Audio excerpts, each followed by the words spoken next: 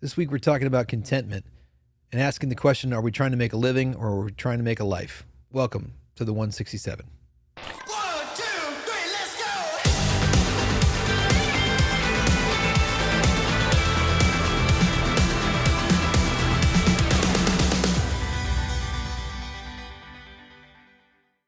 Hey, welcome back to the 167. I am here with Pastor Rick George. Hey, good morning, and I voted. You did vote. Today is did. election day. I don't want to get too political, but Why not? we are also joined by Megan Spand, who is our connections coordinator. She is no longer intern Megan. Oh my gosh, I stepped up in the world. That's right. Welcome. Welcome back to the 167 as official staff member. So I told you that I would likely celebrate with you if you told me you got a raise or a promotion or a new job. So congratulations. Thank you. This is our celebration. Being on the Yippee! podcast. Everybody drop a congratulations in the comments for Megan, I will look and read every single one. Yeah, good for and you. she'll respond to every single one because she connects. I'm just kidding. So this week we're in week 2 of our series. I almost just said the name of the series, which is our marriage conference theme, but it's not. It's The Hustle. The hustle. The Yeah. Hustle. So we were doing week 2, and we were talking this week about contentment, about what the wisdom the Bible has for you. But we were talking about, you kind of started off talking about like, just because you have nice things, just because you buy things, it doesn't make you evil. And so I was just curious for you guys, what is like your indulgence item? Like what is either the item that you're like, yeah, I spent a little bit more money than what most people would spend on this, and that's kind of my indulgence item, or it's an item that I have to have new, and I'm excited about it. I got to use it right away. What is that item for you? You can lead us off. You're the new person, young, like, Wow. yeah, like, Okay. This one is so like what's the word for it? High maintenance? But this is the question, right? This This is a is high already maintenance good. question. My nails. It's such a girly thing, and I used to, like, in high school and college, I did them myself. It's really not a big deal. But now that I am a baby adult and I have more of a job, I do have 2 jobs. I like to get my nails done. I put it in my budget. I'm not married yet, don't have kids, so I'm able to do that. But I'm so specific about where I go, what lady does them, what they look like, because I'm paying a lot of money for it. So that's what I do, like, once a month. That's my thing that I like indulge on. But I go thrifting for like all of my clothes, and I don't eat out a ton, and I don't get Starbucks all the time. So that's my yeah, thing. there you go. What is is it the gel nail or what? So it's dip, actually. Oh. Dip nails with a gel top coat and the I almond put my hand shave. up on my hip. Is that the dip when they? No, I don't think that's the same tip. No. I'm out of the loop. I just know that when my girls go to get their nails done, they can spend $20 or they can spend like $50, and I'm always like, This is like So is the dip a thing? Is it a dance, it was a dance or something? in the 90s. over my head. Really? Oh, I don't know what It's also great with Anyway, chips. I thought that's what you're. I thought I was going to be cool, and I'm not. You are Sorry. cool, just not dip nail cool. Okay. I don't know if you want to sorry. be dip nail cool. All right. Well, continue. I on. picture you more as like a French pedicure Ah, or a French manicure. French fries like pedicures for your feet, but yeah, it's your feet. Yeah. it's okay. Anyways, What's your indulgence item? I. So you get to a certain stage in life, and you're empty nester, and it's like, do we need something? Let's go buy it. Whatever. It's like, I don't know. It's when you're younger, it's like you wait. Hopefully, I get it for Christmas, and then you reach a certain age, and then your kids and grandchildren are like, we don't even know what to buy you, because if you need it, you just go buy it. So, shoes, yeah, that's kind of my thing. I spend money on shoes, but not like my pants. I see these are new jeans, Yeah, nice, very nice. $14.99. oh, there you go. Yeah. Big spend. I know, $14.99. So I don't like spending money on clothes. I mean, I do, but I don't spend a lot of money. Like, so I've got limits. Like, I won't spend more than $20 for a pair of jeans. Some people will go to buy Levi's. Oh, it's like $80, $100, whatever. It's like, Yeah. not me. No, I'll buy 2 pairs of $14.99 ones. Well, I mean, I respect the game where you're saying like, I don't know what it is, but like the older I've gotten, of course, is like, I kept running, right? And you were talking about I like shoes because I'm on my feet and I want to be comfortable. I was like running, and I was like, man, running is just awful. I feel it in my bones. And then I bought a good pair of running shoes, and I was like, I understand why people like to run. Like when you're in third grade, I can run fast now. I got new shoes on. yeah, the Yes. PF Flyers. Yeah.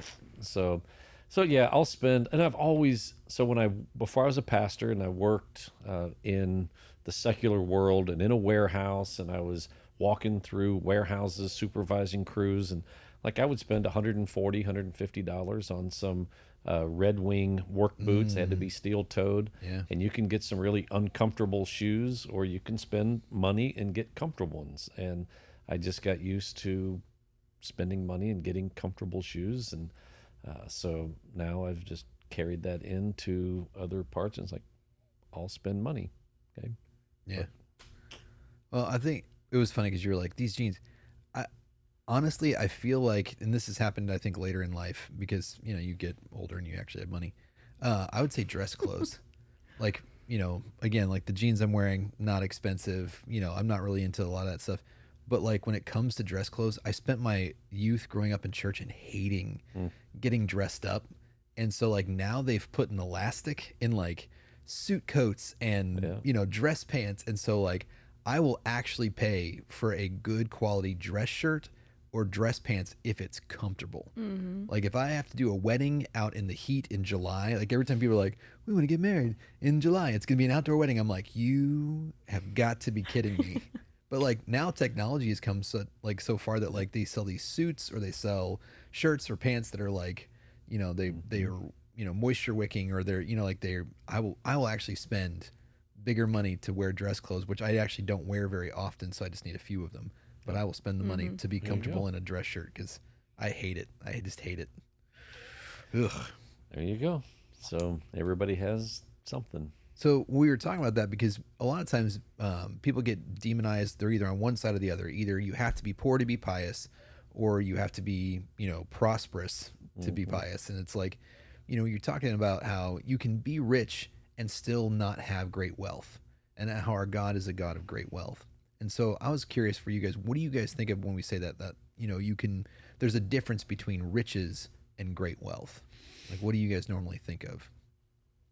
I mean, in the financial world, if you just take it strictly financially, there's a huge difference between being rich and being wealthy. Like, there are rich people. I know some rich people. I don't know a lot of wealthy people. Okay, so rich people, like, they have more than they need. They can do about anything they want. Wealthy people, it's just a ridiculous amount of money. So the difference would be, in comparison, like Travis Kelce is rich. Taylor Swift is wealthy. Like they are not on the same plane. So if you and I hung out with Travis Kelce, we would say, gosh, this dude is rich. Like he's got money to do whatever he wants. He doesn't have a care in the world. Right. But in his world, like Taylor Swift, that's a whole different level. That is wealth. It's be with a billion. Yeah, you cannot spend your money fast enough. Okay, so you take that into a spiritual realm. So you have people who desire to be the rich, okay, meaning I've got all that I need and a little more, or do I want to be wealthy in the things of God, meaning I have an abundance of, and it's from the overflow. Like I cannot give my joy away fast enough. It's like the more joy I give away, the more I have. That's kind of the way it is, in wealthy financial people. It's like, man, I'm trying to give my money away and I can't. After service on Sunday, I talked with someone who said they have someone that they know that their goal is to give 80% of their income and live on 20. And so they said that's something that's inspired them. They're hoping maybe that they would be able to do that. Well, people who have a certain level of financial wealth are able to do that. And it's like, I'm giving it away and I keep getting more and more and more. Right. Right. And so spiritually, I give so much grace away. I give so much love away. I give so much peace away. I give all this, like I'm just pouring it out. And I just keep getting more and more and more. And so that's when I am spiritually wealthy. Like I have so much and I can't even give it away. Yeah, there's a stability and an outpouring. When you- That reminds me of the friend. There's like a Friends episode where Phoebe like gets this one thing, like she gets like a bank statement extra, and she has an extra $100, and then so she like gives it away to a homeless person, and then like she gets like 2 times that, and like this free football phone and like all this stuff, and she's like keeps giving it away, and she's like, what is going on? And all of her friends are like, why aren't you keeping this money? She's like, it's not mine. Yeah. So anyways, that Yeah, was so funny, it's the same but- thing. So spiritual advice from friends. No, but yeah, I think kind of what you were saying. I looked it up too. The definition of rich is more of current cash flow. So, like you said, Travis Kelce, like he has a ton of money right now, but Taylor Swift is wealthy, and I think great wealth is more about long-term financial stability versus current high cash flow. And so, just like you were saying about the spiritual aspect, being rich is, you know, maybe being like on fire for God, having a lot of it right now, but not like taking care of it and making it stable. Whereas great wealth is being responsible with it and kind of caring for it over time and having those assets and things like that. Kind of like how T Swifty has her whole Eras tour. She's been doing it for years, like Right. probably has so many of those different things. Whereas Travis Kelce's like the past 5 years. Well, something they don't tell you in the music industry as well is like if you go out on tour and you have to have platforms and lights, you have to either rent all of that stuff from the record company, whereas Taylor Swift now, she owns it all. yeah. Yeah. Yeah, and so that's a great analogy what you just used, Megan, that so there are people, and even as a young lady and you have friends, I know you've seen them, like they receive Christ, they're on fire, and you're like, man, you've got it. You're so excited. You're rich in the things of God. And then they just burn out. Like they're bankrupt spiritually so fast. And then you look around, you're like, they're not even coming to church anymore. They don't worship anymore. They're back into an old lifestyle. They're in poverty spiritually, as opposed to those who take those riches and they invest them in the kingdom and they build spiritual wealth. And then in the long term, they're giving and giving and giving, and they still have an abundance. And so we've all seen people who have received from Christ and they are rich in the things of God, but they just burn out so fast and they spend it so fast and they're bankrupt. Right? So I think along that same lines too, like I grew up in farming communities. Like I grew up, it's like a far out suburb. And so it was funny because the millionaires in town were farmers. And they weren't millionaires because they had the cash flow, like you said. They were millionaires because a combine cost $500,000. You know, it's So just now like- they're $1 million. yeah, it's like, you know, I remember somebody says that they're like, oh, you know, like this combine costs $300,000. Like, no, the tires cost $300,000 to put on the combine. And so because of the assets that they had to own in order to just farm the land, they were, you know, they were leveraged. They were all, you know, it's like, but it's like that same thing where they're like, Jeff Bezos is worth X number of $1 billion. Well, that's because he owns every Amazon warehouse and product. And, you know, it's like he has these, like you said, assets. And so I think that about that too, where it's like wealth sometimes is something that is, like you said, it's land, it's more stability. But like even in our spiritual walks and stuff, you know, I read weird books. I read like old time fiction, you know, like more like, you know, Arthur type things. And it's funny because in those books, when they start using Old English, how many children you had was called child wealth. And so they would say like, well, this person has, you know, 8 children. He has an abundance of child wealth. And so because Free labor. yeah, children were free labor. You know, it was like they knew that they could have a bigger farm. They knew that, you know, he would be taken care of later on in life, that he was, but also that he was loved, that he was respected. Like it was this, you know, kind of nuanced thing of child wealth. It was not just financial. It was something that was stability. It was, you know, that meant that his wife and him obviously had a good relationship, that he would have 8 kids, you know, it's like, and so it was like things like that. I think that God gives us sometimes in wealth that we don't really count as assets, because a lot of times now we're, you know, shipped off from the nursing home rather than our children taking care of us. But like having wealth with, you know, our children and our family, I think sometimes adds that to that stability, of course, spiritually and financially. But you also mentioned something in passing, and I told Pastor Rick I was picking on him this week because I'm like, you said a bunch of things that I was like, I don't even know if he said that, but it was brilliant. So kudos. I'm not sure I said it, but I'll listen back. And yes, I did say it, but I didn't know I said it. So But you did. You mentioned something about in passing that you said that I want to kind of dig into. You said that sacrifice and contentment. So I said that sacrifice and contentment, they influence and affect each other. So like what you're sacrificing versus what you're content with and things like that has an influence back and forth. Tell me a little bit about that. Well, the bottom line is if you are not content with whatever you do have, then you're not going to be willing to make very many sacrifices. Right? So it's that lack of contentment. So I can't make a sacrifice because I don't have enough now. I got to have more. I got to have more. I got to have more. And if I sacrifice this, then I'm not going to get this thing that I have to have. And so our level of contentment affects our level of sacrifice. So you take that into a spiritual realm, because I mentioned that finances isn't just a financial issue, it's a spiritual issue. So you take that into the spiritual realm and you think, well, I really do want to give to the things of God. I do want to, invest in the kingdom.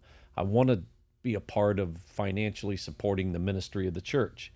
However, like there's these things that I have to have in my life. And when I get them, then I will invest in the kingdom. And that's a recipe for disaster. You'll never invest in the kingdom because you're not content with what you have now. You're probably not going to be content in 5 years when you get whatever it is you want now, because in 5 years, it's just going to get more. Right. Right. And so those two things go together. If you're content, then you'll recognize this comes from God. This is all God's. And I am perfectly happy with whatever I have. And I can give, and I'm still content. And I'll sacrifice, I'm still content. Right? And so when you take away contentment, you also take away generosity and sacrifice, and it's not possible because of your lack of contentment. So when we're looking at that, is it just that we're, like Megan, you can comment on this, I guess, but is it that we're just sacrificing different things, or do you feel like that it changes your level of sacrifice? Like if you're going, man, I gotta save up for something, right? Are you sacrificing more to get that, and then once you have it, you like relax that, or you just shift it? I feel like, I don't know. That's a good question. I feel like sometimes sacrifice, especially like, I don't know, for a young adult, like saving for a car or something like that. I feel like when I was doing that, I did it all on my own and I was going hard. Like it was probably like over 50% of my paychecks were going for that. But I kind of learned that amount of sacrifice, if that makes sense, because it took like a year or a little under a year. And then I was like, oh, I actually can live on this and I can sacrifice this much regularly. And so for me, even though I don't do probably like 70% of my paychecks anymore, I do put a lot into savings. And I actually went into the bank when I was buying my first apartment and they were like, wow, you're a huge saver. And I was like, am I really? Like, I didn't think it was that much, but a lot of people, I guess, like generally aren't. And so I feel like for me, it was kind of like a learned, and I didn't, I guess, relax to, okay, I'll just give 10 or 20%. Like I still give a way bigger percent because I know that I can do it now. And it's kind of like a routine for me, if that makes sense. So that's what I would say. Yeah. And which, kind of brings us to the next thing I was going to ask about is how do we balance those things? Because like you said, you can just say, listen, I'm going to live in a tiny home and I'm going to have one plate to my name kind of a thing. Right. And you can give away your paycheck. Like, how do we balance, making a living with trying to have a life? Because I feel like there's again, two of those things. It's either that kind of extreme, like I need to do this, so I'm going to eat ramen noodles kind of a thing, which maybe a season you have to be in if you're in debt. Right. Like I want to pay off this debt. I want to snowball the debt. But there's also the, well, I want a bigger house and I want a boat. And so I'm going to work. And I don't have a home life.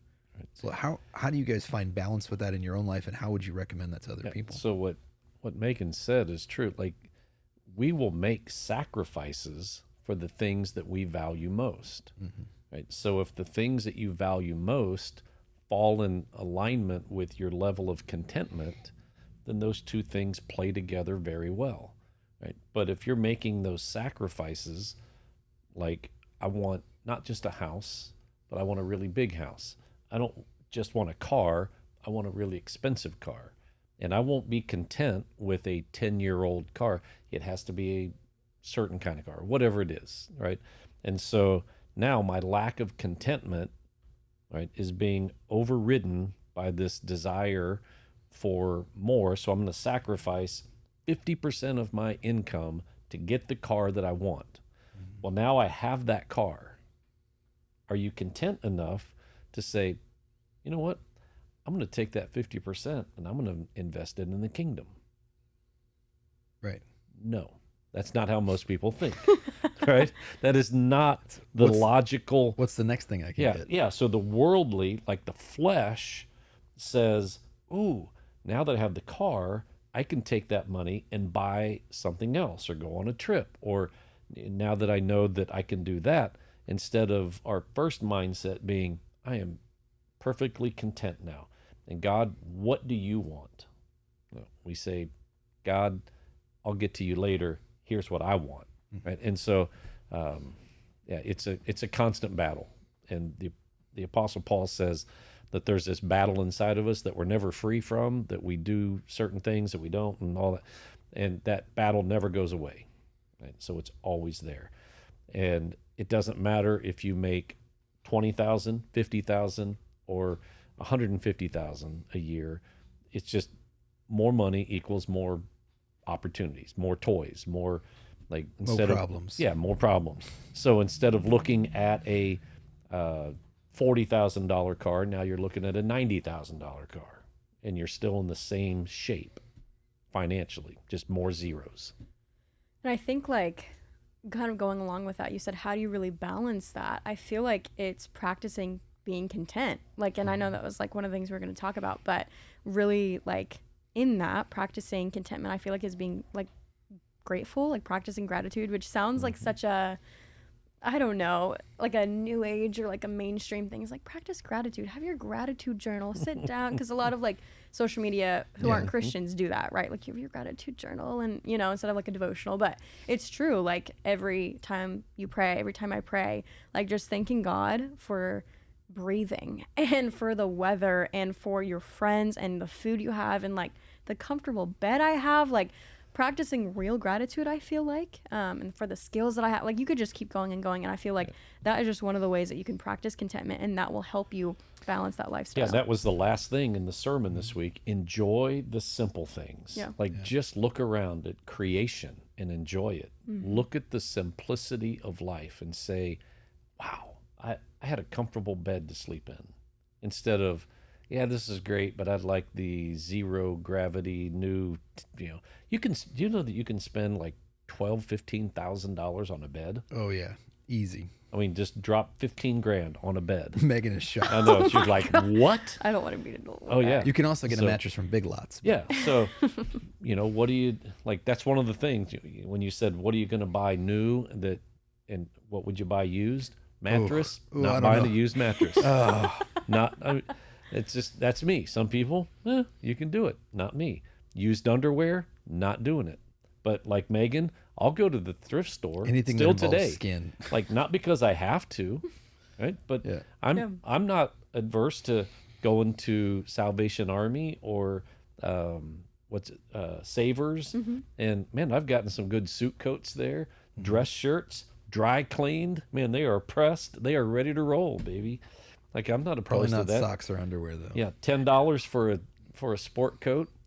I have 2 of them hanging right now that I wear periodically, and people are like, "Ah, it's a great jacket. Thanks."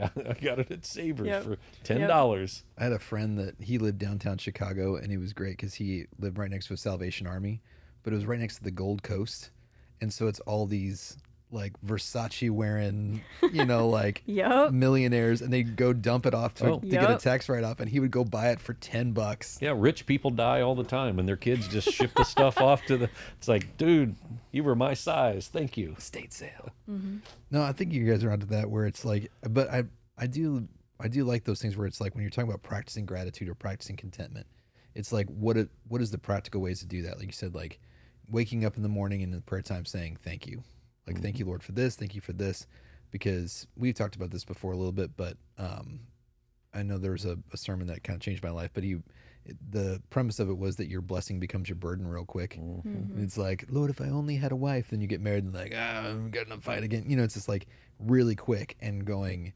every time that like something happens with my kids, going, Lord, thank you that I have children, because I prayed for that, and you Yeah. gave them to me, and trying to practice that. But I think there's other ways that you can practice contentment, like you said, is kind of making a list, having goals, and then finding out what exactly are you okay with. Especially I think having accountability, whether it's in your marriage or whether it's just like a roommate or a friend, of saying like, hey man, if I start to like wig out on something, like I need you to kind of step in. If I'm like, I'm thinking about buying, a new gaming system, and I'm going to drop, $3,000, and be like, hey man, what's wrong with your old gaming system? Like just having some accountability. But what are some of the other things that you would say to people that are kind of like, here's like a practical way that you can practice contentment? Budget for it. Yeah. Budget contentment. I also feel like get off social media. Oh my gosh. I feel like that is such a big thing for at least like Gen Z, like the younger generation, is literally just comparison. Like it always has been, but now it's officially like there's influencers with going on these vacations and being paid to do this, and like all the side hustles you guys are talking about. You have to do this, and people are just actively like marketing you because you don't have a good lifestyle. Like I was at Marshall's, TJ Maxx, I think a week or two ago, looking at some wedding decorations and clothes, and there was a lady who did this whole like spiel on me, right? She was like undercover saleswoman, and she's like, oh yeah, like what do you do for a living? I'm telling her about the church and the bank and how I love it. It's my passion. She was like, yeah, my friend's like 20 and she retired and I'm learning how to do it. And I'm like, why is this your sales pitch? Like I'm like, I love what I do. Like it's just so, our whole generation is just so focused on that. So I think getting off of social media is a huge one, and like practicing gratitude, and like you said, like being present in the moment, like not looking forward to what can I get next and what do I want and that new car, the new thing, but like being where you're at. And I feel like that can be difficult with wanting to budget and wanting to someday get a new house or someday get a new car because you've used it for 10 years. Like that balance can be difficult, but I think like, there's a huge difference between being present. Well, and you mentioned something that I think helps you be present at home. I think a little bit more is, we're going to talk about it more as we go through the series, but if you take stuff out first, like if you learn to live on 90, 80, 70% of your income, it's like if you're putting that off, like I know my wife's salary is weird because she's a teacher, and teachers, they take a huge chunk out of their paycheck. That's like, this is for retirement and insurance. Like, she probably only takes home maybe half to a little under 2/3 of her paycheck because it all gets siphoned out ahead of time. And so for us, that's what she gets paid. And like, someday I'll be very thankful for that, that, we can retire, and it's like, but, for some of us, we have to do that manually, like we have to go, no, I'm putting this in savings because I'm going to save up for a car because I don't want to have a car payment. And so if it's as soon as you get paid, whether it be generosity, whether it be tithing, whether it be saving, if you can take it out ahead of time and then go, this is what I live on.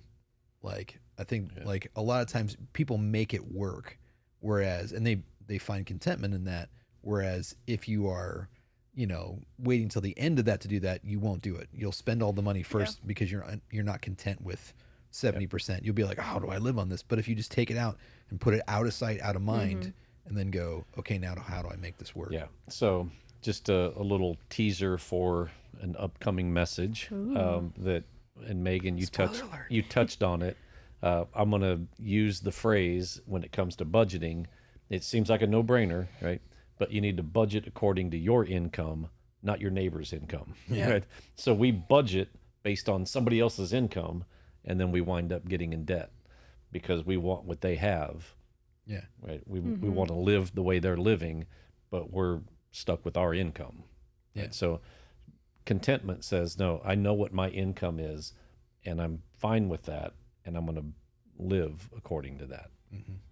That's good. So keep joining us. We're going to keep unpacking this over the next couple of weeks. More about what the Bible has for us for financial advice. Follow us for more financial advice. I'll see you guys next time here at the 167.